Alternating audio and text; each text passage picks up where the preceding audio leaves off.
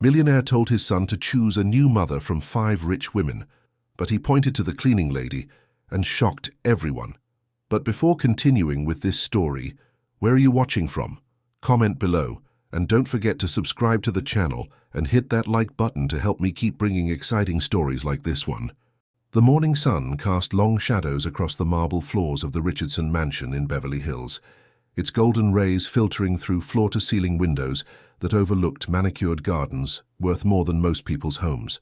James Richardson stood in his home office, a temple of mahogany and leather that spoke of old money and new power, staring at 5 pristine business cards spread across his antique desk like a hand of poker.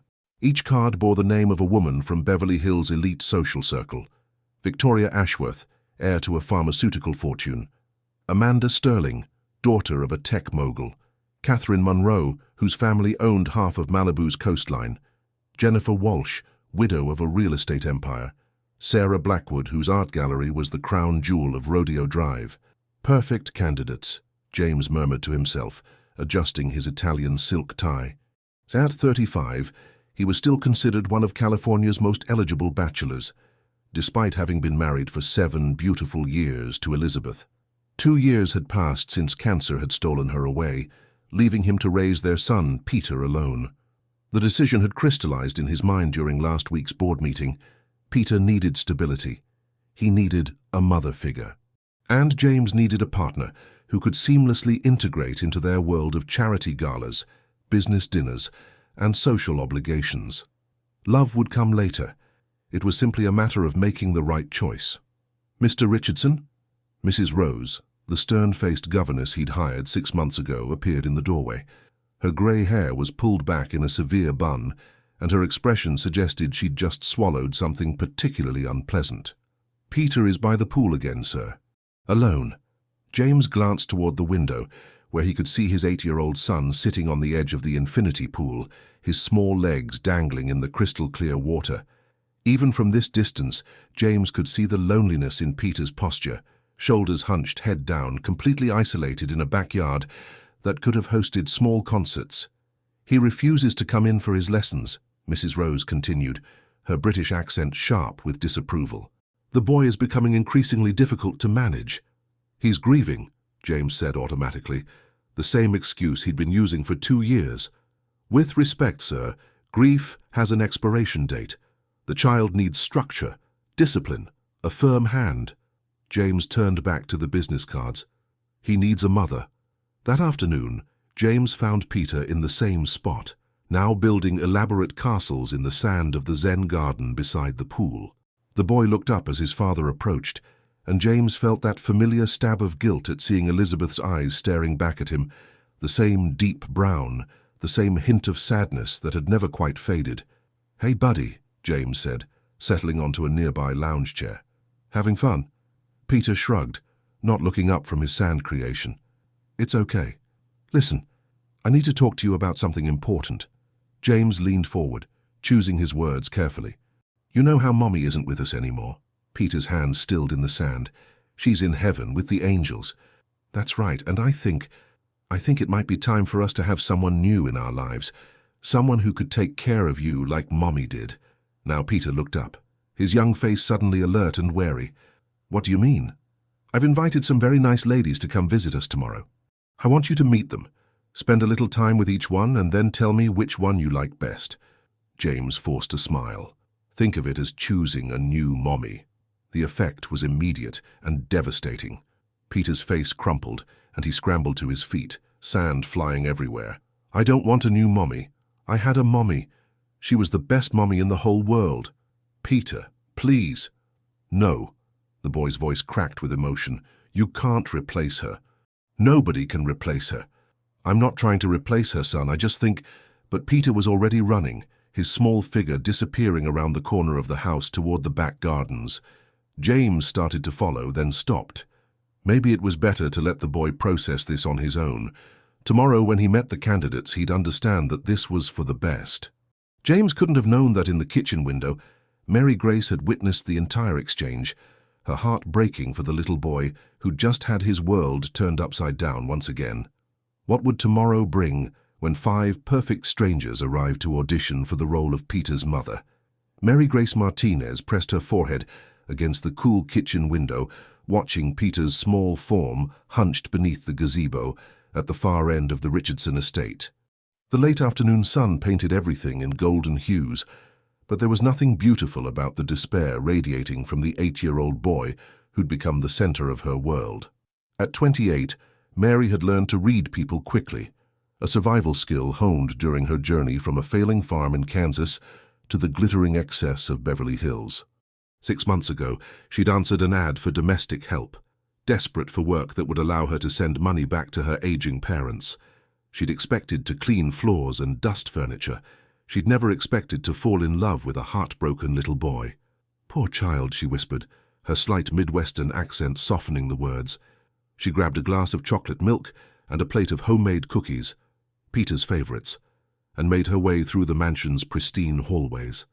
The Richardson house was a monument to wealth and taste, all marble surfaces and original artwork that cost more than Mary made in 5 years. But it felt cold, sterile, like a museum rather than a home. The only warmth she'd found here lived in Peter's smile, which had become increasingly rare since his father's announcement. She found him exactly where she'd expected, curled up on the wooden bench inside the gazebo, his face buried in his knees. The structure was Elizabeth's creation, Mary had learned, designed as a peaceful retreat overlooking the gardens. It was Peter's favorite hiding spot when the world became too much. "Mind if I join you?" Mary asked softly, settling beside him without waiting for an answer. She placed the milk and cookies on the bench between them. "Thought you might be hungry." Peter lifted his head slightly, revealing tear-stained cheeks and red-rimmed eyes. "I'm not hungry. These are those double chocolate chip ones you like. I added extra chips." Mary broke off a piece and offered it to him.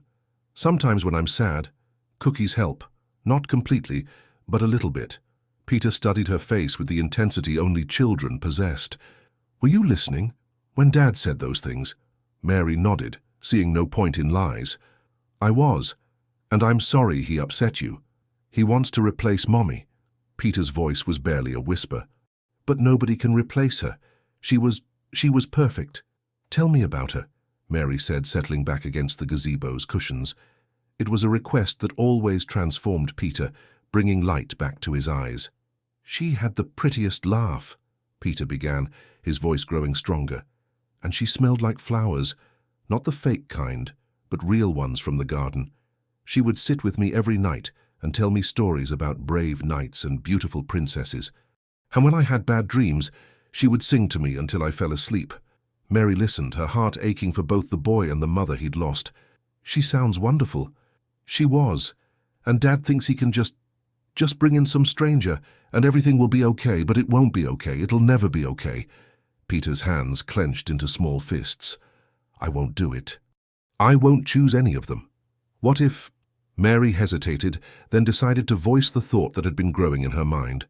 "What if your dad isn't trying to replace your mommy?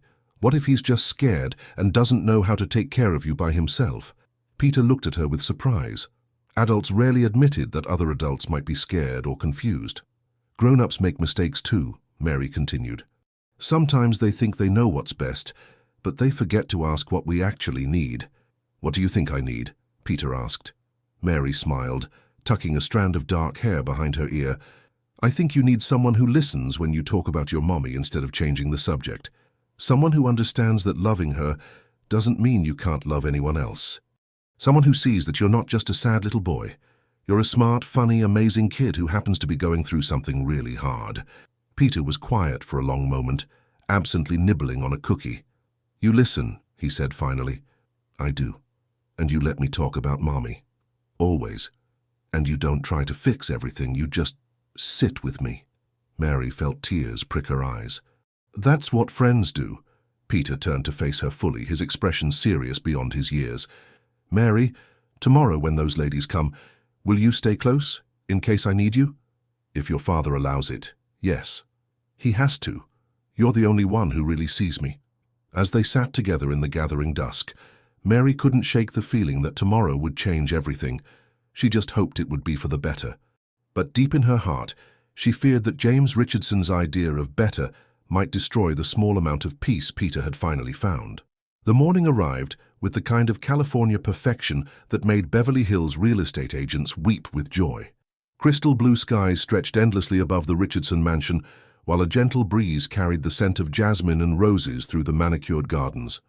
It was, James thought with satisfaction, the perfect day for Peter to choose his new mother.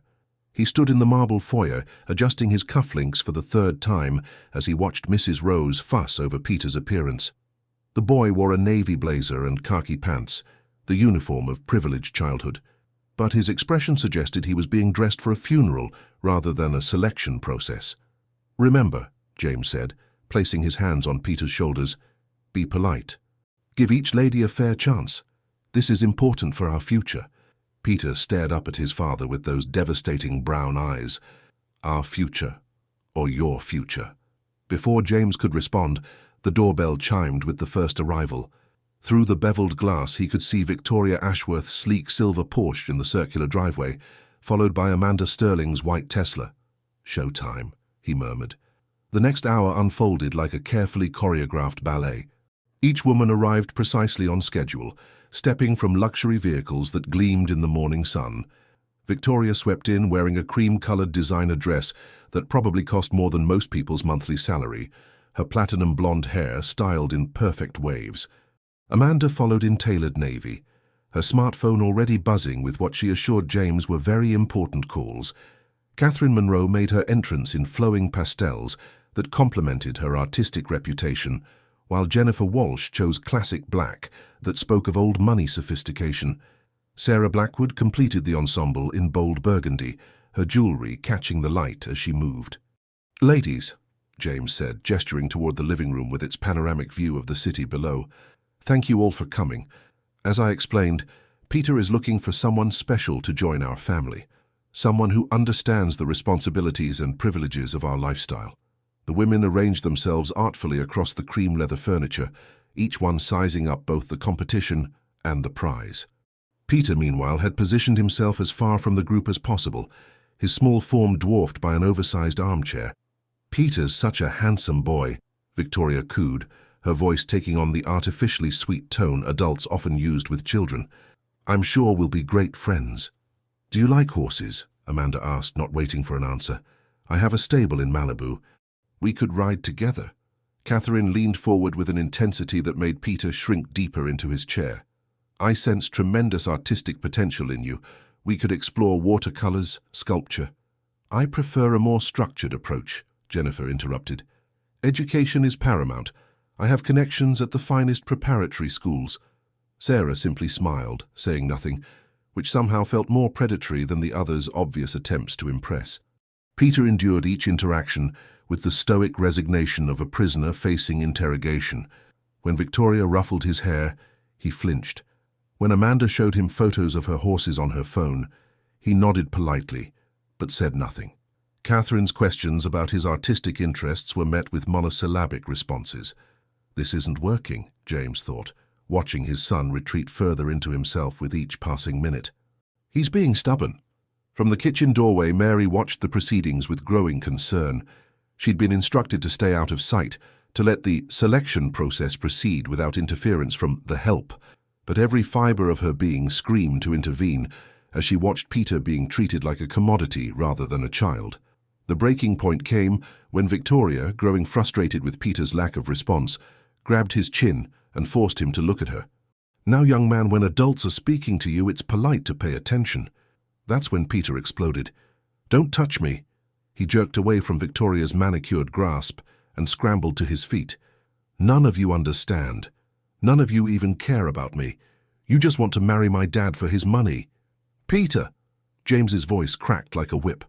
"Apologize immediately." But Peter wasn't finished. His small chest heaved with emotion as he looked around the room at the 5 perfectly coiffed women staring at him in shock. "You want to know who I choose?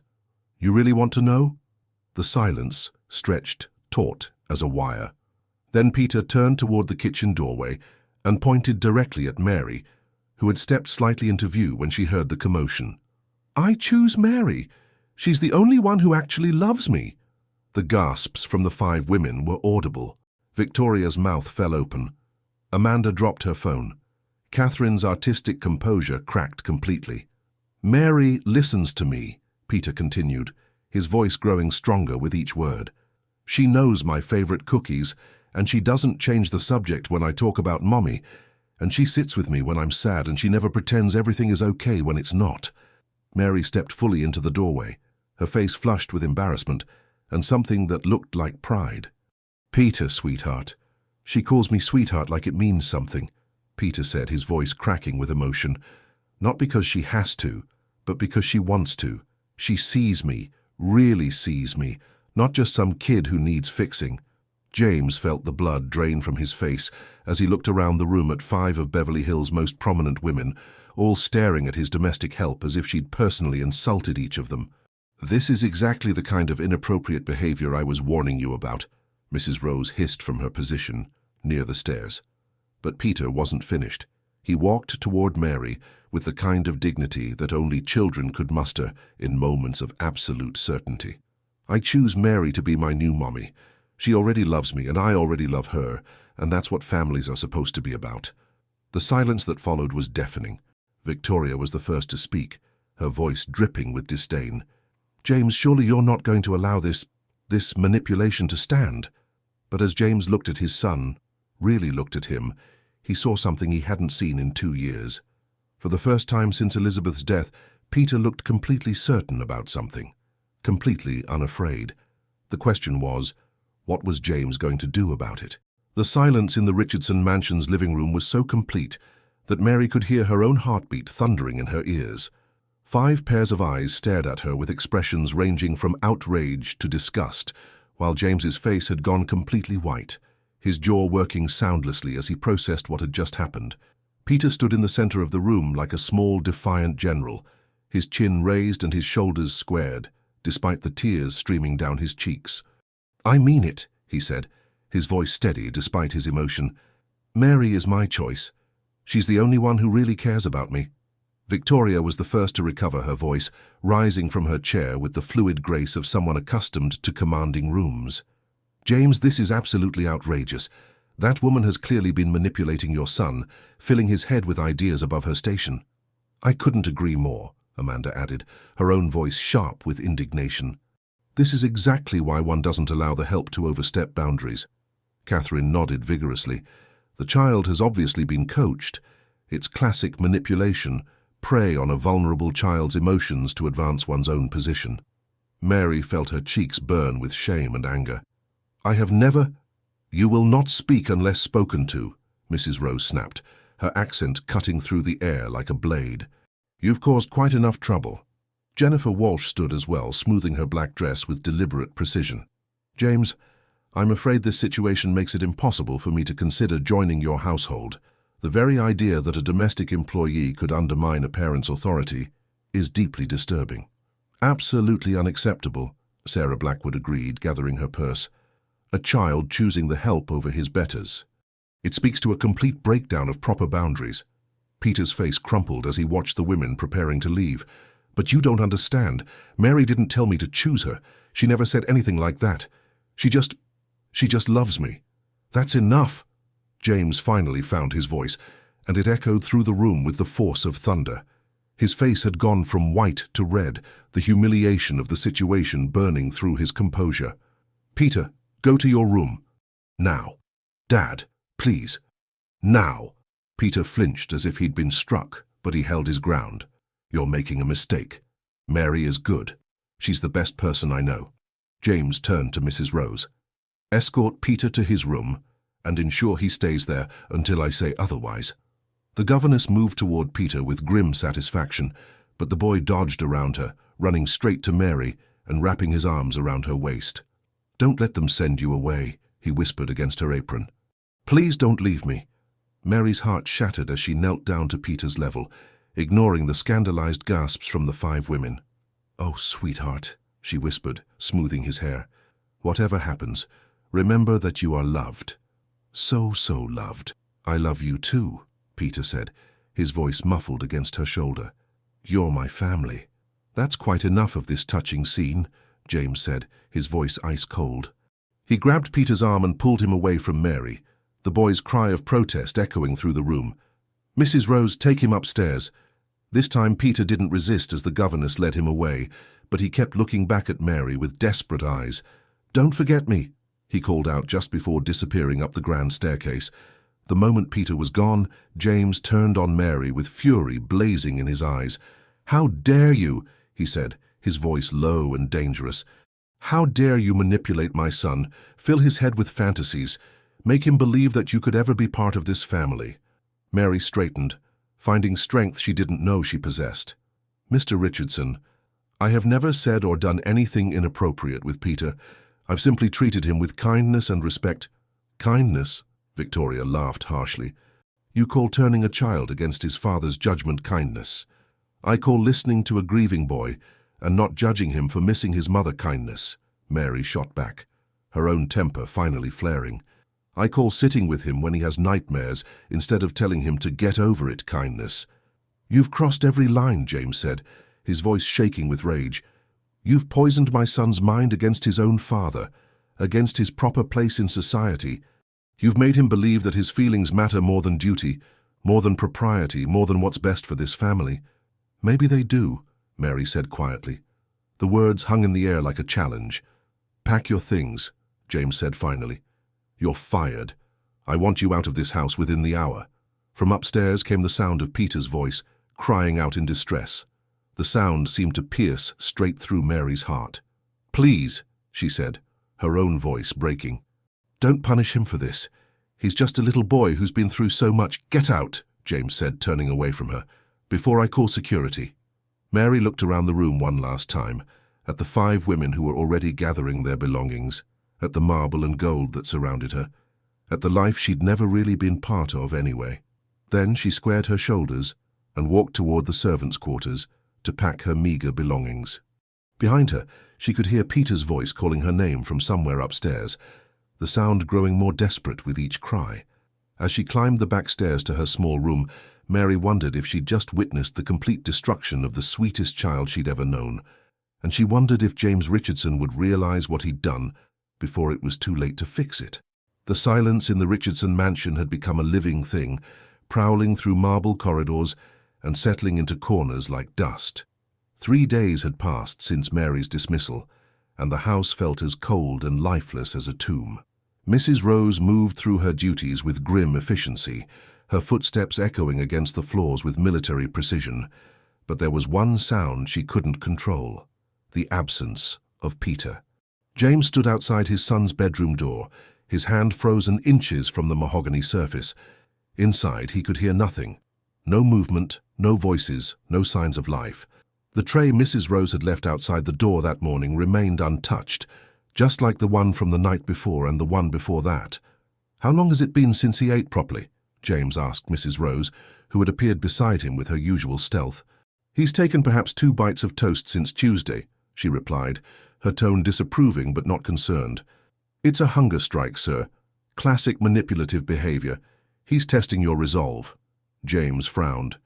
"It's been 3 days. Children can go quite some time without eating when they're being dramatic. He'll give in when he realizes you won't be swayed by his theatrics." But through the door, James could swear he heard something that made his chest tighten. A small, broken sound that might have been crying if Peter hadn't been completely silent every time James tried to enter the room. Inside his bedroom, Peter lay curled on his side in the massive 4-poster bed that had once made him feel like a prince in a castle. Now it felt like a prison, the ornate bedposts rising around him like bars. He stared at the wall where a family photo sat on his nightstand.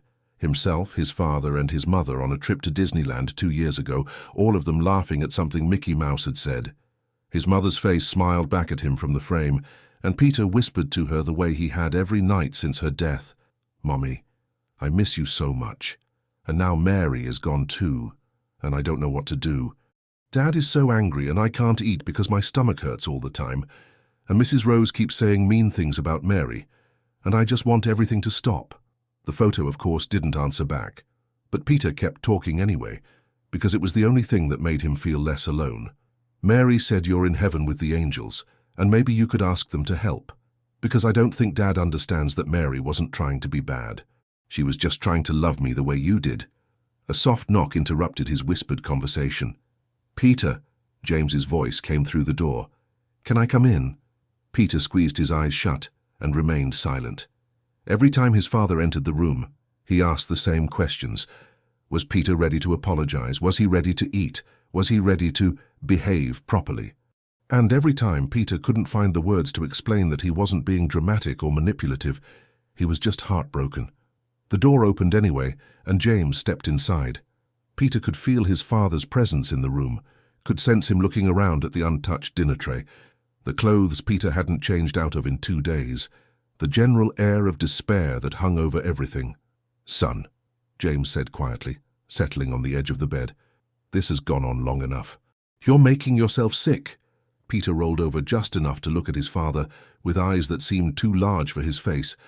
"I want Mary back. That's not going to happen. Mary overstepped her boundaries, and she's not coming back. She didn't overstep anything, she just loved me."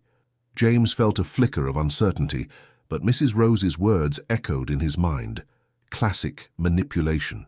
"Peter, I know this is hard to understand, but sometimes adults have to make decisions that children don't like. I'm doing what's best for our family." "Our family?" Peter's voice was so soft, James had to lean forward to hear it. "What family? It's just you and me and Mrs. Rose doesn't like me, and you're always working and I'm always alone." The words hit James like a physical blow. "I like you. I love you. You're my son. But you don't see me," Peter said, his eyes filling with tears. "Not really. Mary saw me.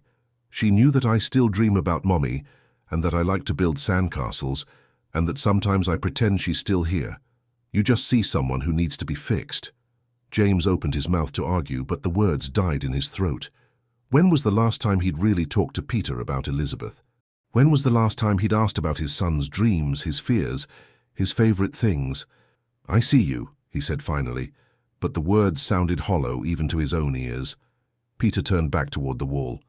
"Mary did, and now she's gone, and I don't want to eat or play or do anything ever again." That evening, James found himself standing in his home office, staring out at the gardens where Peter used to play. Mrs. Rose appeared in the doorway with her evening report. "The child refused dinner again," she announced, "and he hasn't left his room except to use the bathroom. I believe he's beginning to understand the consequences of his behavior." But James wasn't so sure. There had been something in Peter's eyes, not defiance or manipulation, but genuine despair. The kind of look James had seen in his own mirror during the darkest days after Elizabeth's death. "Perhaps I should call Dr. Franklin," he said. "Unnecessary," Mrs. Rose replied briskly. "A few more days of this and he'll be begging to apologize for his outburst." James nodded absently, but he couldn't shake the feeling that something was terribly wrong. In the morning, he would make that call to Dr. Franklin. What he didn't know was that in just a few hours, Peter would collapse in his bathroom from weakness and dehydration, and everything would change. The call to Dr. Franklin came sooner than James had planned. At 6:30 in the morning, Mrs. Rose's screams echoed through the mansion's marble halls, bringing James running from his bedroom in nothing but pajama pants and a robe. He found Peter collapsed on his bathroom floor, unconscious and pale as death, his small body frighteningly still against the white marble tiles. Mrs. Rose stood frozen in the doorway, her usual composure completely shattered. "Call 911, James barked, dropping to his knees beside his son and checking for a pulse. Peter's heartbeat was there but weak, his skin cold and clammy to the touch. "Peter! Peter, can you hear me?" The boy's eyelids fluttered, and he whispered something so soft James had to lean down to catch it. "Mary." Dr. Benjamin Franklin arrived at the mansion within an hour of Peter's collapse, his expression grave, as he completed his examination in Peter's bedroom. James paced by the windows, still wearing the clothes he'd thrown on in his panic, wrinkled slacks and a shirt he'd buttoned wrong in his haste. "Dehydration and malnutrition," Dr. Franklin announced, closing his medical bag with a decisive snap. "Nothing immediately life-threatening, but James, this boy hasn't been eating or drinking properly for days. His blood sugar is dangerously low." Mrs. Rose said it was just a phase. Typical childhood defiance. Dr. Franklin's eyebrows rose. "Mrs. Rose said that? About a child who's clearly been in emotional distress?" James felt heat rise in his cheeks. "There was an incident. Peter became attached to one of our domestic employees. When I had to let her go, he didn't take it well. Attached how? James struggled to find the words. He claimed he wanted her to be his new mother. Dr. Franklin was quiet for a long moment, studying Peter's sleeping form. How long had this employee been with your family? 6 months. And in that time, did you observe anything inappropriate? Any signs that she was manipulating or taking advantage of Peter? James hesitated. The truth was, he'd barely paid attention to Mary's interactions with Peter. He'd been grateful that someone was handling the day-to-day care he felt so inadequate to provide. She seemed to care for him. I see. And you fired her because Peter chose her over 5 perfectly suitable women from our social circle. It was embarrassing, inappropriate, and clearly the result of manipulation. Dr. Franklin set down his stethoscope and looked directly at James. Have you considered the possibility that Peter wasn't being manipulated, but was simply expressing a preference for someone who made him feel safe and loved? Before James could answer, the doorbell chimed downstairs. Through the window, he could see Victoria Ashworth's silver Porsche in the driveway. I should see who that is, James muttered, desperate to escape Dr. Franklin's penetrating questions. Victoria stood in the foyer, wearing a concerned expression and a designer outfit that probably cost more than most people's monthly salaries. James, darling, I heard about Peter's episode. I came as soon as I could. That's very kind of you. I've been thinking about what happened the other day, Victoria continued, following James into the living room, and I realized that perhaps I was too hasty in my reaction. Children often act out when they're confused or frightened. With the proper guidance, Peter could learn to make better choices. James felt a flood of relief. Here was someone from his world, someone who understood the importance of propriety and social order, offering him a second chance. I appreciate that, Victoria, more than you know. I thought I might spend some time with Peter today, help him understand that his behavior was inappropriate, but that he can be forgiven if he shows genuine remorse. 20 minutes later, Victoria climbed the stairs to Peter's bedroom with the confidence of someone accustomed to getting her way. She found the boy sitting up in bed, looking small and fragile against the mountain of pillows Mrs. Rose had arranged around him. "Hello, Peter," she said, settling into the chair beside his bed with practiced grace. "How are you feeling?" Peter looked at her with wary eyes. "Okay, I guess. I wanted to talk to you about what happened the other day, about your little outburst." "It wasn't an outburst. I was telling the truth." Victoria's smile tightened almost imperceptibly. "Sometimes, sweetheart, children think they're telling the truth when they're actually just confused. That's what happened to you." "I'm not confused. I know what I said, and I meant it." "Peter," Victoria's voice took on a sharper edge, "you embarrassed your father in front of some very important people. You chose a servant over your betters. That's not just inappropriate. It's unacceptable." Peter's small hands clenched the bedsheets. "Mary isn't a servant. She's my friend. She loves me. She's paid to take care of you, darling. That's not the same thing as love." "Yes, it is." Peter's voice rose, some of his old fire returning. "She sits with me when I'm sad, and she listens when I talk about Mommy, and she never makes me feel bad for missing her." Victoria stood abruptly, her patience finally snapping. "Your mother is dead, Peter. Dead. And no amount of sniffling and carrying on is going to bring her back. It's time you learned to live in the real world instead of these fantasies that servant filled your head with." Peter's face went white, then red. "Don't talk about my mommy like that. I'll talk about whatever I like, young man. And you'll listen, because I'm an adult and you're a child who clearly doesn't know what's good for him." "You're mean!" Peter scrambled out of bed, his small frame shaking with anger and weakness. "You're mean and you don't care about anybody but yourself, and I hate you." The slap came without warning, Victoria's manicured hand connecting with Peter's cheek with a sharp crack that seemed to echo through the room. The boy stumbled backward, his hand flying to his face, his eyes wide with shock. "How dare you speak to me that way?" Victoria hissed. "You little brat. Your father should have disciplined you properly years ago instead of letting you run wild." Peter stared at her for a moment, his cheek red with the imprint of her hand. Then his face crumpled, and he began to cry, not the angry tears of defiance, but the broken sobs of a child who had finally reached his limit. That's when James appeared in the doorway, having come upstairs to check on the conversation. He took in the scene at a glance. Victoria standing over his son with fury in her eyes. Peter collapsed against the wall, holding his cheek, the unmistakable red mark on the boy's face. "What the hell just happened here?" James's voice was deadly quiet. Victoria turned to him with a self-righteous expression. "I was teaching him some much-needed respect. The child struck me first." But James was looking at Peter, really looking at him, and what he saw made his blood run cold.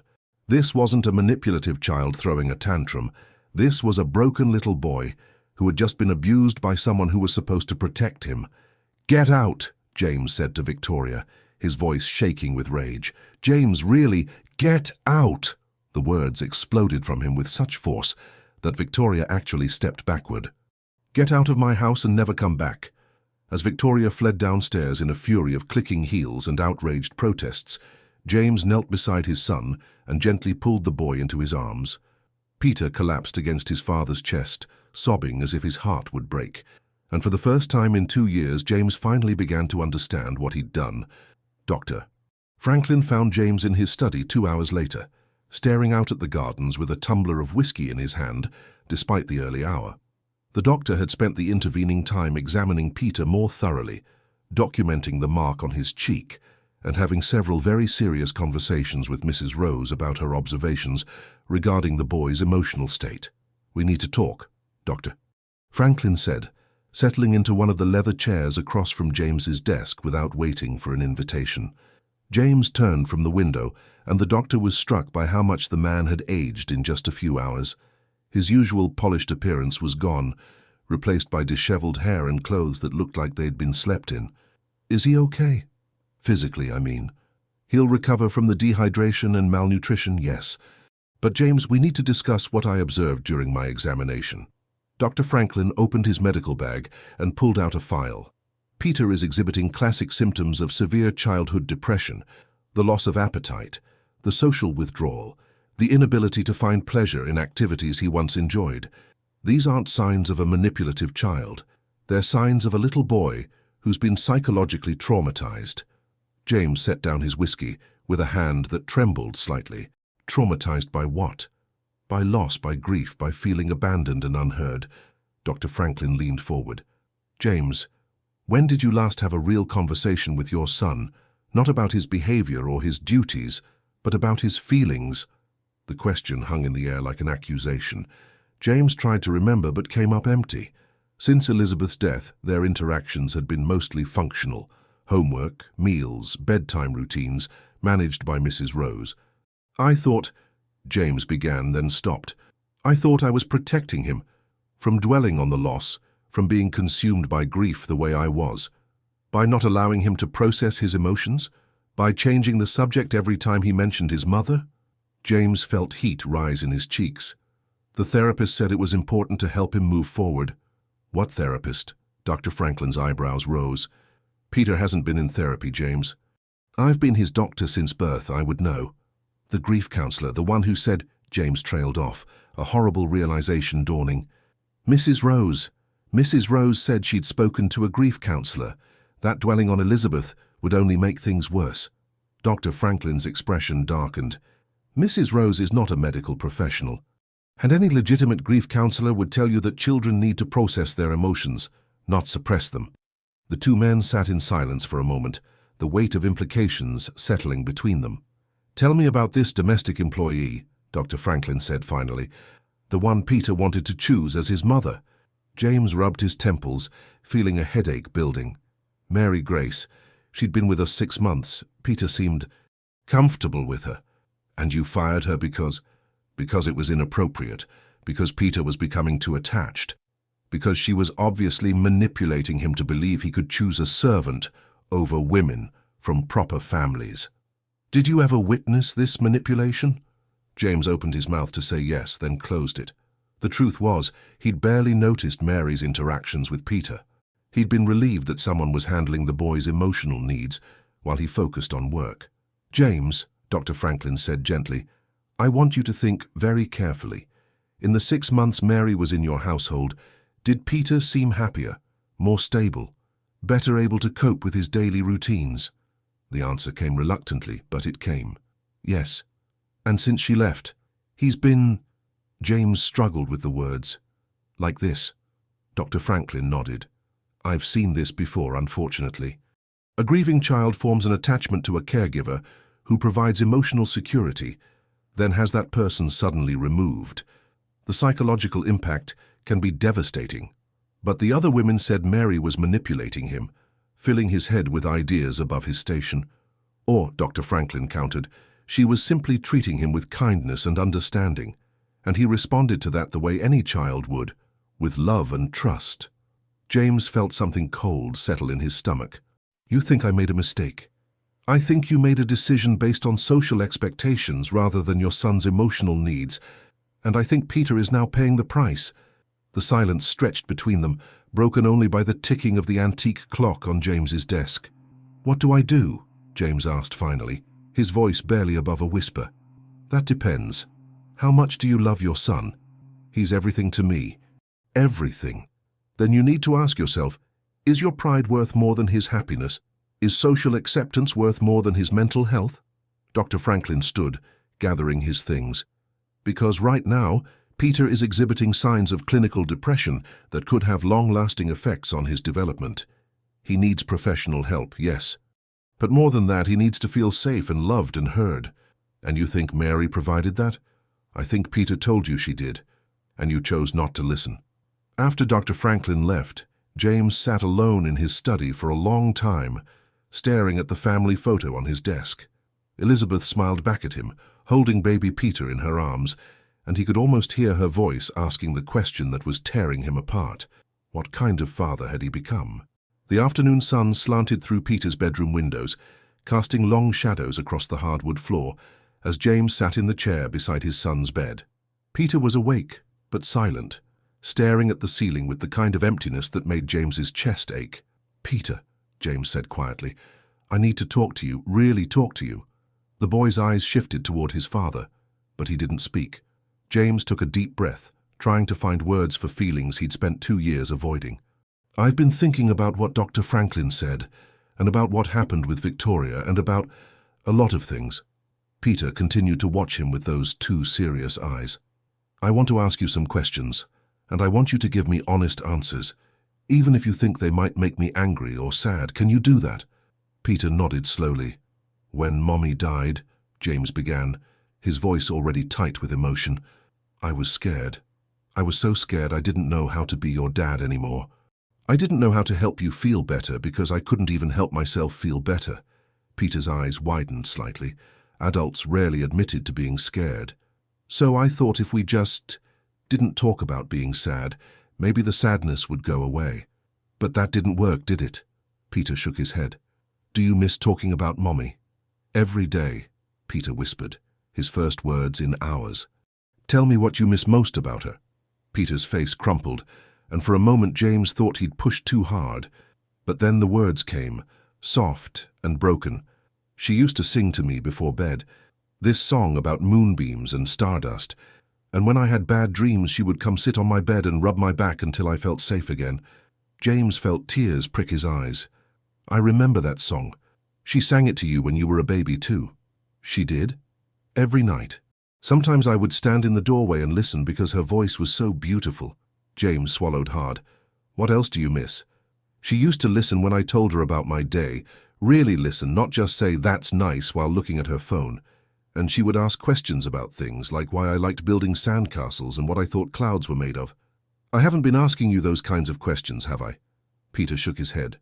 You ask about homework, and if I brushed my teeth and if I'm behaving for Mrs. Rose. James winced. That doesn't sound like very fun conversations. Mary asked those kinds of questions, Peter said quietly, about what I was thinking and feeling and dreaming about. James felt his chest tighten. Tell me about Mary. What made her different? Peter's whole demeanor changed, his face lighting up despite his exhaustion. She saw me. Like, really saw me. When I was sad, she didn't try to make me stop being sad. She just sat with me until I felt better. And when I wanted to talk about Mommy, she listened to every single story, even the ones I told her 1,000,000 times. What kinds of stories? Like how Mommy used to make pancakes shaped like animals on Sunday mornings, and how she would dance with me in the kitchen when her favorite songs came on the radio. And how she always smelled like vanilla and flowers. James realized he was crying now, tears sliding down his cheeks as he listened to his son speak about Elizabeth with such pure love. "I miss those things too," he whispered. Peter looked surprised. "You do? Every single day? But I thought if I talked about missing her, it would make you sadder." "It doesn't make me sadder," Peter said earnestly. "It makes me feel less alone." The simplicity of the statement hit James like a physical blow. His son had been feeling alone, not just since Mary left, but for 2 years. While James had been protecting Peter from grief, he'd actually been isolating him in it. "Peter, when you chose Mary that day, were you trying to hurt me or embarrass me?" Peter shook his head vigorously. "I was trying to pick someone who already loved me, who made me feel safe and happy, and like it was okay to miss Mommy but still have good days sometimes." "And you felt that with Mary?" "Yeah. She said I could love Mommy forever, and still have room in my heart for other people too. She said love doesn't run out, it just grows." James closed his eyes, remembering the accusations Victoria and the others had made about manipulation and inappropriate behavior. But there was nothing manipulative about what Peter was describing. It was simply love, the kind of uncomplicated, nurturing love Elizabeth would have wanted for their son. "Dad?" Peter's voice was small. "Are you mad at me for choosing Mary?" James opened his eyes and really looked at his son, at the mark on his cheek from Victoria's slap, at the shadows under his eyes from 3 days of barely eating, at the hope and fear warring in his expression. "No, buddy, I'm not mad at you. I'm mad at myself." "Why?" "Because I should have been the one making you feel safe and loved and heard. I should have been the one sitting with you when you missed Mommy. I should have been asking about your dreams and your thoughts and your feelings. Instead, I left all of that to other people, and when you found someone who did those things well, I took her away from you." Peter sat up slowly, his eyes wide. "You did?" "I was wrong, Peter. I was so wrong. I thought I was protecting you, but I was really just protecting myself from having to feel sad about losing Mommy." "It's okay to feel sad about losing Mommy," Peter said solemnly. "Mary said feelings aren't right or wrong. They just are." James felt something break open in his chest, something that had been locked tight for 2 long years. "She sounds very wise." "She is. And Dad? She never told me to choose her. She never said anything bad about you or about the other ladies. She just loved me, like Mommy did." James reached out and gently touched Peter's cheek, avoiding the mark Victoria had left. "I'm sorry, son. I'm sorry I didn't listen to you. And I'm sorry I didn't see what you needed. And I'm sorry I let someone hurt you in our own home."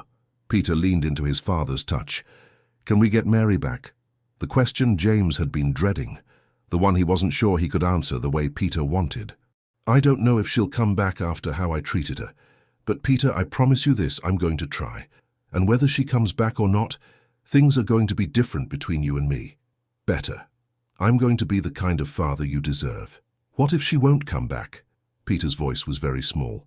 "Then I'll spend every day earning your forgiveness and learning to be the person who makes you feel safe and loved and heard. The way I should have been all along." Peter was quiet for a long moment. Then, "Dad, can you tell me one of your favorite memories of Mommy?" James felt tears start again, but this time they didn't feel like drowning. They felt like release. "She used to steal bites of my ice cream," he said, smiling through his tears. "Even when she had her own bowl, she always said mine tasted better. I pretended to be annoyed, but really I loved it because it meant she wanted to share everything with me." Peter giggled, the first time James had heard that sound in 3 days. "She did that to me too, with cookies." "Did she now?" And for the first time in 2 years, father and son began to share memories of the woman they both loved, learning that grief divided was grief diminished, and love shared was love multiplied. But even as they talked and laughed and cried together, James couldn't shake the question that haunted him. Would Mary Grace ever forgive him enough to come home? The address Dr. Franklin had reluctantly provided led James through parts of Los Angeles he rarely saw from his Beverly Hills bubble. As his black Mercedes navigated the crowded streets of East LA, past small markets with hand-painted signs and apartment buildings that showed their age, James felt increasingly out of place in his tailored suit and luxury car. Mary's apartment building was a modest 2-story structure, with peeling paint and a small courtyard, where children played while their mothers watched from plastic chairs.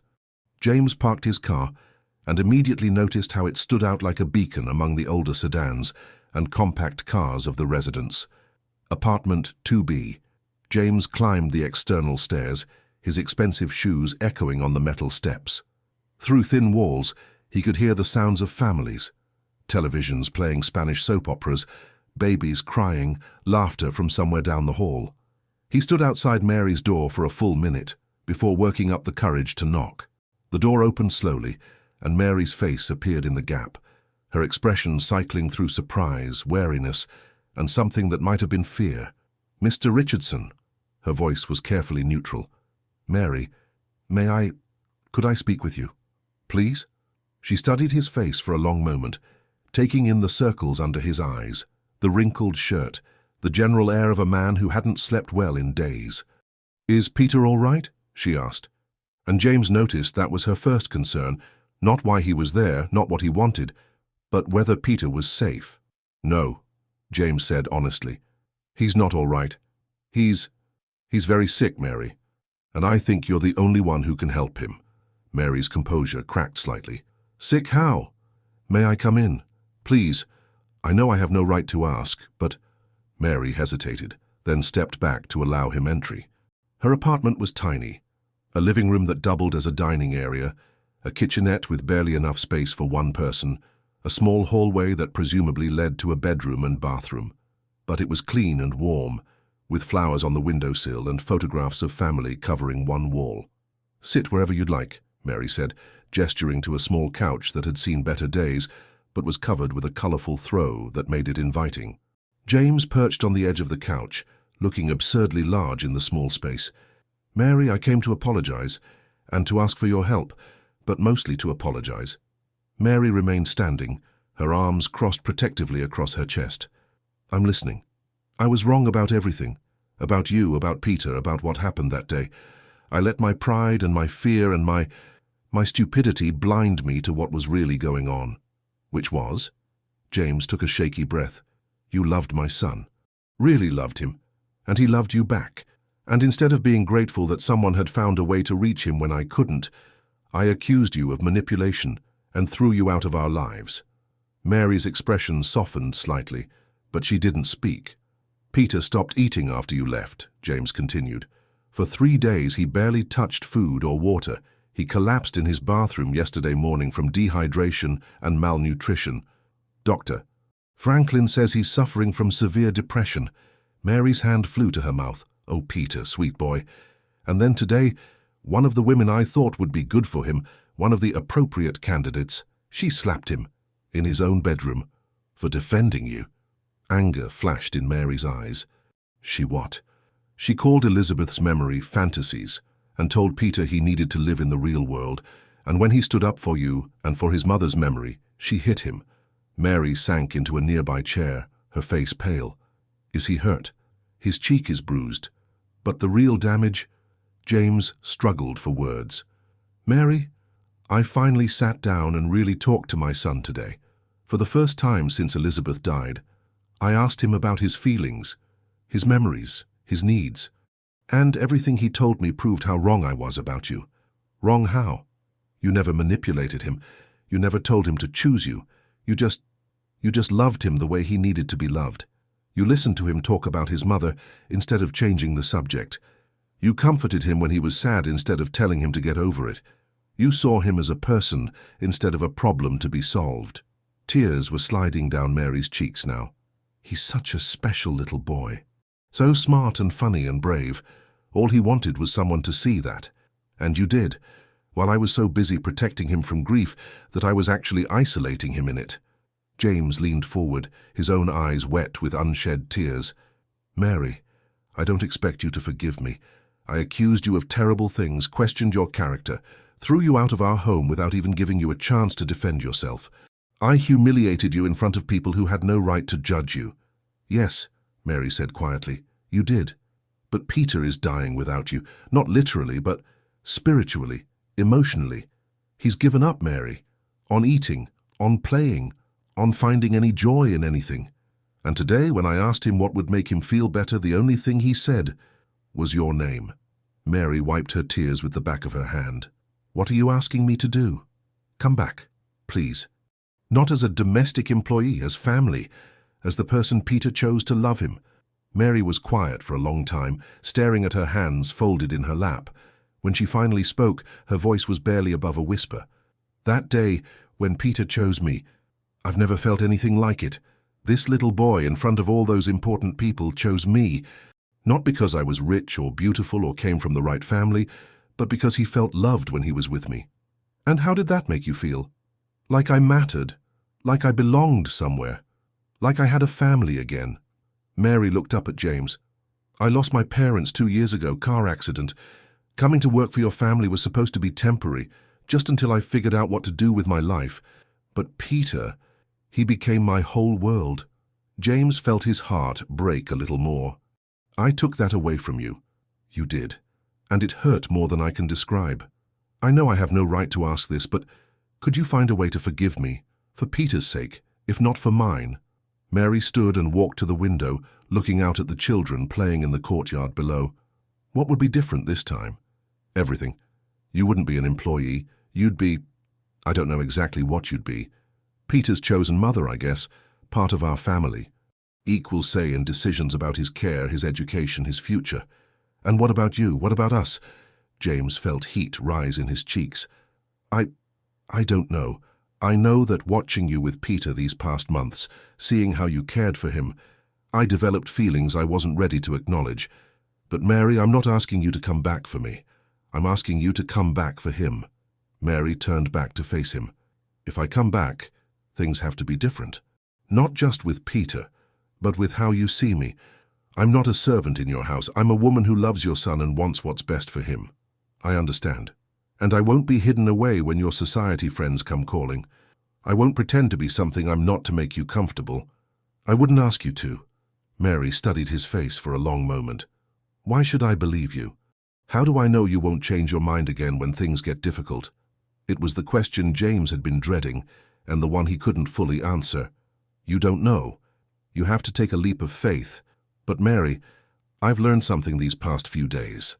I've learned that everything I thought mattered, social status, appropriate backgrounds, proper connections, none of that matters compared to my son's happiness. And his happiness is tied to you. Mary was quiet for another long moment. Then, I need to see him. I need to see Peter and make sure he's really okay before I make any decisions. James felt hope bloom in his chest for the first time in days. Of course. Yes, he's been asking for you every hour. Then let's go home, Mary said, grabbing her purse. Let's go bring our boy some peace. As they walked toward the parking lot, James realized Mary had said our boy, and for the first time since Elizabeth's death, the word family felt like something that might be possible again. The ride back to Beverly Hills passed in near silence. Both James and Mary lost in their own thoughts as the Mercedes glided through the transition from working-class neighborhoods to the manicured perfection of the hills. Mary stared out the window at the familiar landmarks, the high-end boutiques, the restaurants where a single meal cost more than she used to make in a week, the towering gates that protected the wealthy from the rest of the world. I forgot how different everything looks here, she said quietly as they turned into the Richardson Estate's circular driveway. Does it feel strange, coming back? James asked, parking in front of the mansion's imposing entrance. Mary looked up at the house where she'd spent 6 months learning to love a heartbroken little boy. It feels like coming home, she said simply. Mrs. Rose appeared in the doorway as they approached, her expression shifting from confusion to outrage as she recognized Mary walking beside James. Sir, I don't understand. Why is she here? Mary is here to see Peter, James said firmly. And Mrs. Rose, I need to speak with you later about several matters. The governess's face went pale, but she stepped aside to allow them entry. Where is he? Mary asked, already moving toward the stairs.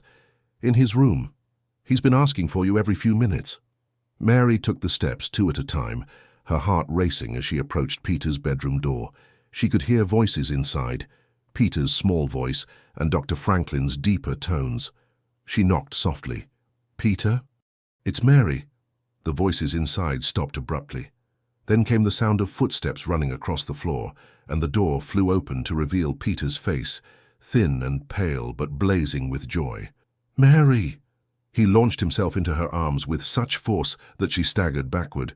You came back. I knew you would come back. Mary sank to her knees in the hallway, holding Peter against her chest as tears streamed down her face. Oh, sweetheart, my sweet boy, I'm so sorry.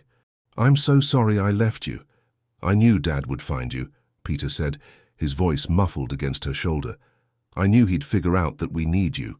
Dr. Franklin appeared in the doorway, a small smile playing on his lips as he watched the reunion.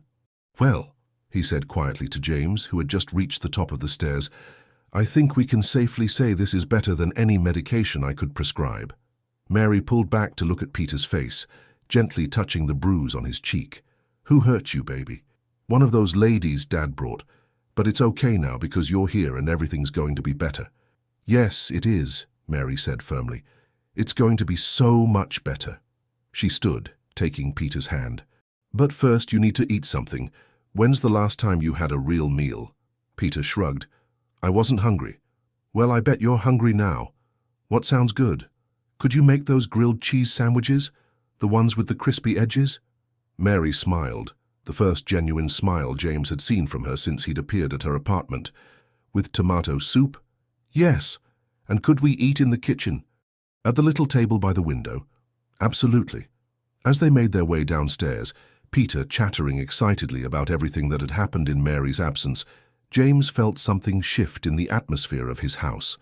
The cold, museum-like quality was already fading, replaced by something warmer and more alive. In the kitchen, Mary moved with the efficiency of someone returning to familiar territory, gathering ingredients while Peter perched on a stool at the breakfast bar, never taking his eyes off her, as if she might disappear again. Mary, Peter said, as she buttered bread for the sandwiches, are you going to stay this time? Really stay? Mary glanced at James, who was leaning against the doorframe watching them. That depends on a lot of things, sweetheart. But I promise you this. Whatever happens, I will never leave you without saying goodbye again. If I ever have to go away, we'll talk about it first, and I'll make sure you understand it's not because I don't love you. But you don't have to go away, right? Because Dad said you could be part of our family now. Mary's hands stilled on the sandwich. He said that. Peter nodded vigorously. He said you wouldn't be an employee anymore. You'd be like my chosen mom. And that families choose each other with their hearts, not just because they're related. Mary looked over at James, who felt heat rise in his cheeks. Did he now? I meant every word, James said quietly. As the sandwiches sizzled in the pan and the soup warmed on the stove, Peter kept up a steady stream of chatter, telling Mary about Dr. Franklin's visit, about how sorry his father was, about how much he'd missed her cookies and her bedtime stories, and the way she listened to his thoughts about everything and nothing. I have to tell you something, Peter said, as Mary placed a perfectly golden sandwich in front of him. I understand now why Dad was confused about you choosing me back. Oh? Why's that? Because you're not just nice to me because it's your job. You're nice to me because you really, truly love me. And that scared him because he thought maybe you were pretending. Mary's throat tightened. And what do you think? Peter took a big bite of sandwich, considering seriously as he chewed. I think you love me the same way Mommy did, not because you have to, but because I'm lovable. The simple statement hit both Mary and James like a thunderbolt. This 8-year-old boy had figured out something it had taken the adults days to understand. For you are incredibly lovable, Mary said, her voice thick with emotion, and smart and brave and perfect exactly as you are. Even when I'm sad about Mommy. Especially when you're sad about Mommy, because that shows how much love you carry in your heart. Peter finished his sandwich in record time, his appetite returning with Mary's presence. Dad, are you going to eat with us? James realized he'd been standing in the doorway, like an outsider looking in on his own family. Mary gestured to the stove where she'd made a third sandwich and extra soup. Of course I am, James said, joining them at the small table Peter had requested. It was a far cry from their usual formal dining room meals, but somehow it felt more like family than anything they'd shared in 2 years. As they ate, Peter regaled them with stories about his recent adventures in the garden, his dreams about his mother, his plans for building the world's greatest sandcastle. Mary listened with the kind of attention that made everything seem important, while James marveled at how natural this felt. The three of them together, talking and laughing, and simply being a family. "Mary," Peter said as he finished his soup, "will you stay tonight? Will you be here when I wake up tomorrow?" Mary looked at James, a question in her eyes. "Your room is exactly as you left it," James said quietly. "If you'll stay." "I'll stay," Mary said, and Peter's smile could have powered the entire mansion. But even as they settled into the evening routine, homework at the kitchen table, stories before bed, the comfortable rhythms of family life, Mary couldn't shake the feeling that the hardest conversations were still ahead, because choosing to stay was one thing. Figuring out what family meant for all of them was something else entirely. 3 weeks had passed since Mary's return, and the Richardson mansion had undergone a transformation that went far beyond the physical. Peter was eating regular meals again, laughing during their afternoon garden walks, and sleeping through the night without the nightmares that had plagued him for months. The house itself seemed to breathe differently, filled with the sounds of a real family, conversations over breakfast, homework discussions at the kitchen table, bedtime stories that often stretched far past Peter's official bedtime. But beneath the surface harmony, there were currents of unresolved tension. Mary and James moved around each other with careful politeness, their interactions focused entirely on Peter's needs and well-being. They were partners in parenting, but nothing more, despite the occasional glances that lingered a moment too long, or the accidental touches that seemed to carry more weight than they should. It was Peter who finally forced the conversation none of them had been brave enough to start. The three of them were in the garden on a warm Saturday afternoon. Peter was building an elaborate sandcastle in his Zen garden sandbox, while Mary and James sat on nearby chairs, ostensibly reading, but really watching him play with the kind of attention that came from almost losing something precious. "This castle needs a queen," Peter announced, carefully placing a tower made from a small bucket. "All the best castles have queens." "Does it now?" Mary smiled, setting down her book. "And what does this queen do?" "She takes care of the kingdom and makes sure everyone is happy and loves the king very much." James and Mary exchanged a quick glance, both recognizing the direction this conversation was heading. "That sounds like a very important job," James said carefully. Peter stood up, brushing sand from his hands with the kind of deliberate motion that indicated he'd been planning this moment. "Mary, do you love my dad?" Mary's book slipped from her hands, landing in the grass with a soft thud. "Peter, that's a complicated question." "No, it's not," Peter said with the absolute certainty only children possessed. "Either you love him or you don't. Like how I love you and you love me, it's simple." James felt heat rise in his cheeks. "Peter, maybe we should—" "And Dad, do you love Mary?" The question hung in the air like a challenge. James looked at Mary, who was staring at her hands folded in her lap, her cheeks pink with embarrassment. "Peter," James began, but his son wasn't finished. "Because I think you do. I think you both love each other, but you're being weird about it because you think it's complicated. But it's not complicated. Love is simple." "Sweetheart," Mary said gently, "sometimes adult feelings are more complex than that." "Why?" Peter asked, settling cross-legged in the sand and looking back and forth between them. "You make each other happy. I see you smile when you think the other one isn't looking. And you both get all nervous and blushy when someone says something nice about the other person." James couldn't help but smile despite his discomfort. "You're very observant." "I'm 8, not blind," Peter said matter-of-factly, "and I think you should get married." This time both adults went completely silent. "Peter," Mary said carefully, "marriage is something people decide when they're ready and—" "Are you not ready?" Peter interrupted. "Because you already live together, and you already take care of each other, and you already love each other, even if you won't say it. So what are you waiting for?" James found his voice first. "Son, Mary and I have only just figured out how to be a family with you. We haven't talked about what that means for us as adults." "Well, maybe you should talk about it," Peter said, standing up and dusting off his pants. "I'm going to go get some juice. You two can stay here and have a grown-up conversation." He marched toward the house with the kind of determination that brooked no argument, leaving Mary and James alone in the garden for the first time since her return. The silence stretched between them, filled with the sound of birds and the distant hum of traffic from the city below. "He's not wrong, you know," James said finally. Mary looked up, meeting his eyes for the first time in weeks. "About what?" "About the smiling, and the nervousness, and the Other things. Mary felt her breath catch. James, I need to say this, Mary. I need you to know that my feelings for you didn't start when I realized how much Peter needed you. They started months ago, watching you with him, seeing how you brought light back into his world, seeing how you brought light back into our house. You never said anything. I couldn't. You were my employee. I was your boss. It would have been inappropriate and unfair to you. James leaned forward in his chair. But you're not my employee anymore. I don't know what you are exactly, but you're not working for me. You're here because we asked you to be part of our family. Mary was quiet for a long moment, watching Peter through the kitchen window as he stood on his tiptoes to reach a glass from the cabinet. I fell in love with Peter first, she said quietly.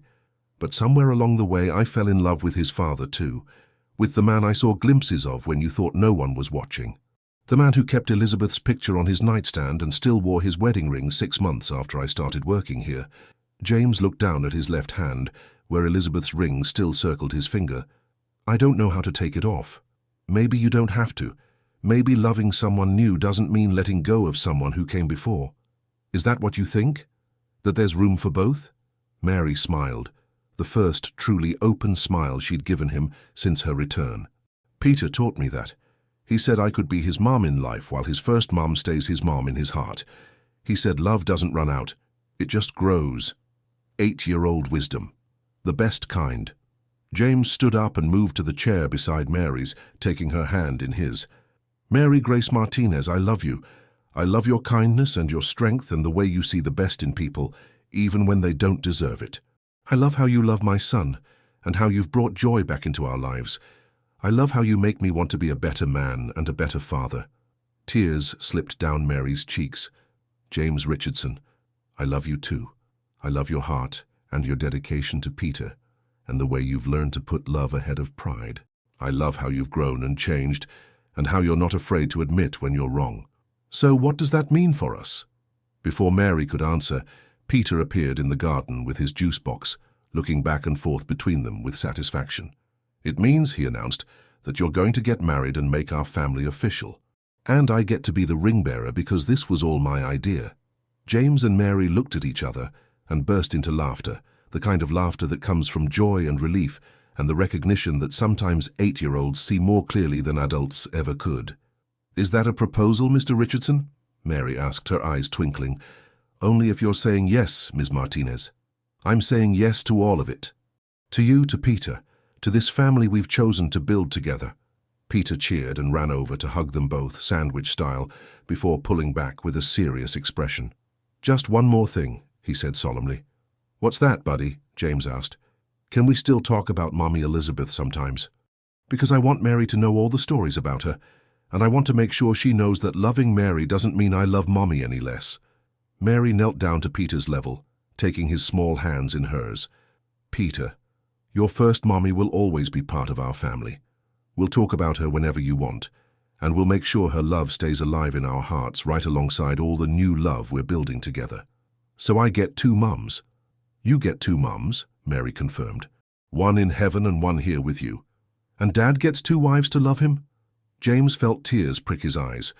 One to remember and one to build a future with. Peter nodded, satisfied with this arrangement. Good. Now can we go pick out a ring?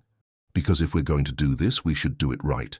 As the 3 of them walked back toward the house hand in hand, Mary couldn't help but marvel at how love had multiplied rather than divided, creating something new without diminishing what came before. They were going to be a family, not in spite of their complicated beginning, but because of it. 6 months later, the Richardson estate's garden had been transformed into something magical. White chairs arranged in gentle curves faced a flower-covered arch that Elizabeth herself might have designed, with roses and jasmine intertwining in cascades of cream and blush pink. The guest list was small and carefully chosen. Dr. Franklin, a few close friends who had supported James through his darkest days, Mary's aunt and uncle who had driven down from Sacramento, and several families from Peter's school who had watched his transformation with amazement. Notably absent were the members of Beverly Hills' elite social circle, who had once seemed so important to James. Victoria Ashworth had not received an invitation, nor had the other women who had participated in that disastrous selection day. This wedding was about love, not social obligation, and every person present had been chosen because they genuinely cared about the happiness of the bride, groom, and the little boy who had made it all possible. Peter stood at the altar wearing a miniature tuxedo that made him look impossibly grown up, a small pillow in his hands bearing 2 rings. But these weren't just any rings.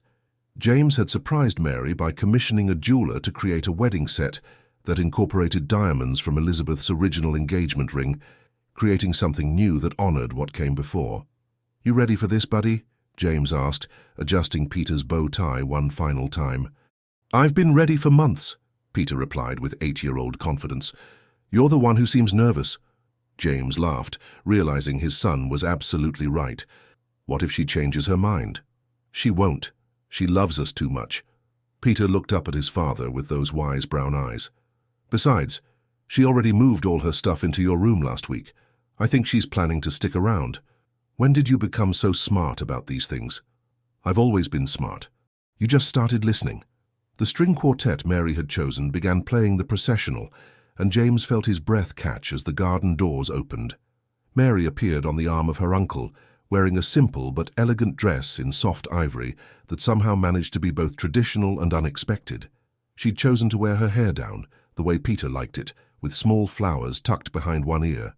But what took James's breath away wasn't her dress or her flowers. It was the radiant joy on her face as she walked toward them. This wasn't a woman being given away. This was a woman choosing her family with her whole heart. Halfway down the aisle, Mary paused and beckoned to Peter. "Come here, sweetheart. We're doing this together."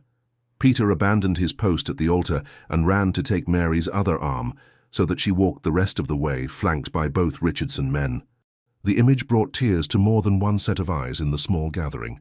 Dr. Franklin, who had agreed to officiate the ceremony after getting ordained online specifically for this occasion, smiled as the trio reached the altar. "Dearly beloved," he began, his voice carrying easily across the garden, "we are gathered here today not just to witness a marriage, but to celebrate the formation of a family. This is a story that began in loss and moved through struggle to find its way to love."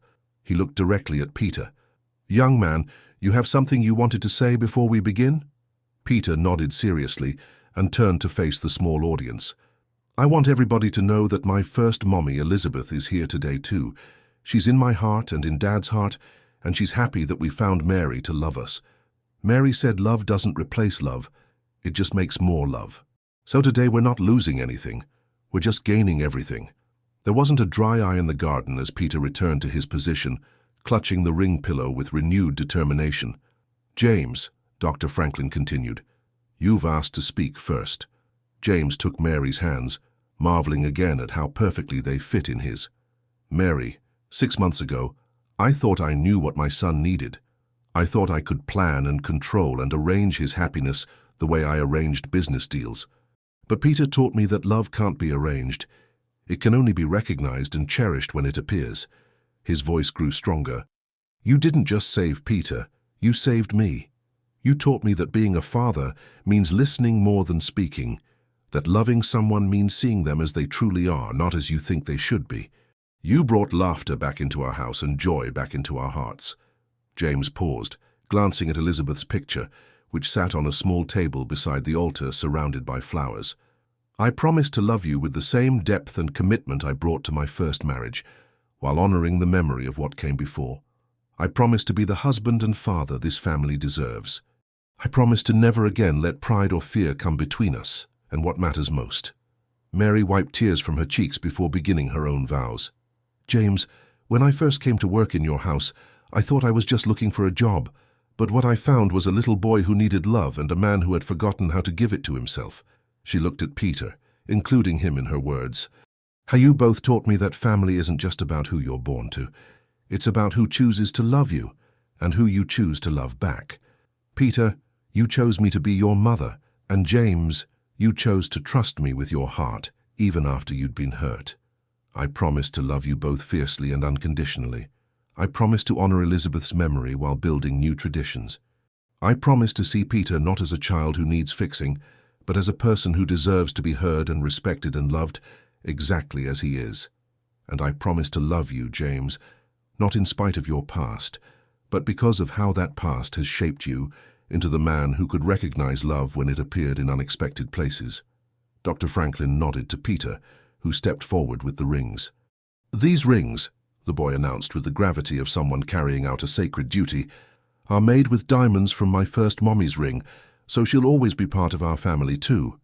As James and Mary exchanged rings, Peter beamed with the satisfaction of someone whose plans had come to perfect fruition. "By the power vested in me by the Internet and the state of California," Dr. Franklin said with a grin, "I now pronounce you husband and wife. James, you may kiss your bride." But before James could move, Peter inserted himself between them with his arms outstretched.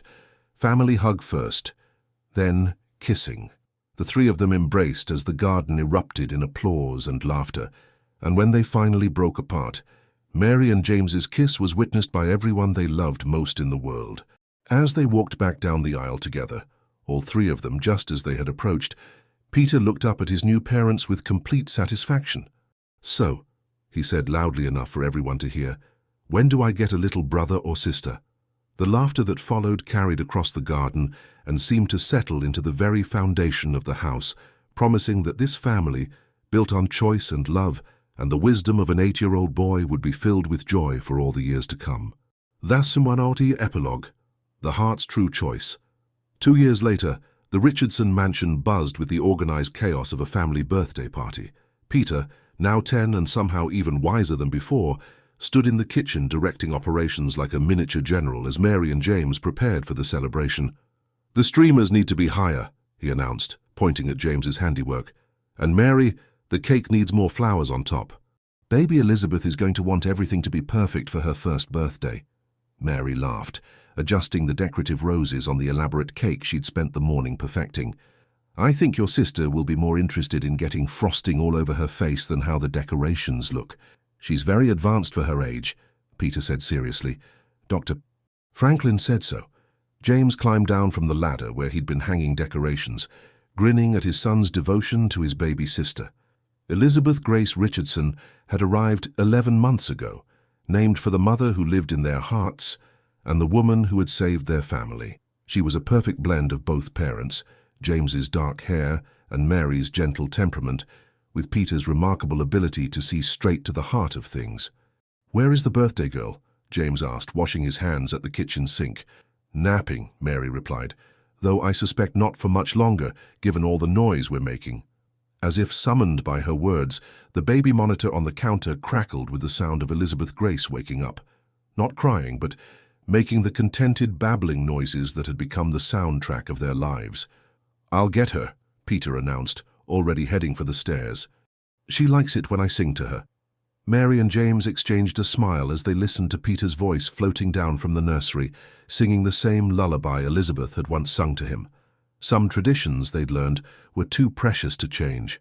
"Can you believe it's been 2 years?" Mary asked, settling into James's arms as they waited for Peter to bring down his sister. "Sometimes it feels like a lifetime. Sometimes it feels like yesterday. Any regrets?" James looked around their kitchen, no longer a sterile magazine-perfect space, but a real family kitchen with finger paintings on the refrigerator, toys scattered on the breakfast bar, and the kind of comfortable clutter that came from a house where people actually lived. Only that it took me so long to recognize what was right in front of me. Peter appeared in the doorway, carrying his baby sister, who immediately started giggling and reaching for her parents. At 1 year old, Elizabeth Grace was already showing signs of the same strong will that had served Peter so well. "She wants Mary," Peter announced, handing the baby over. "She always wants Mary when she first wakes up." Mary settled Elizabeth Grace against her hip, marveling again at how natural this all felt. "And what do you want, birthday planner? Are you ready for your guests to arrive?" "Almost. But first, I need to tell Elizabeth Grace something important."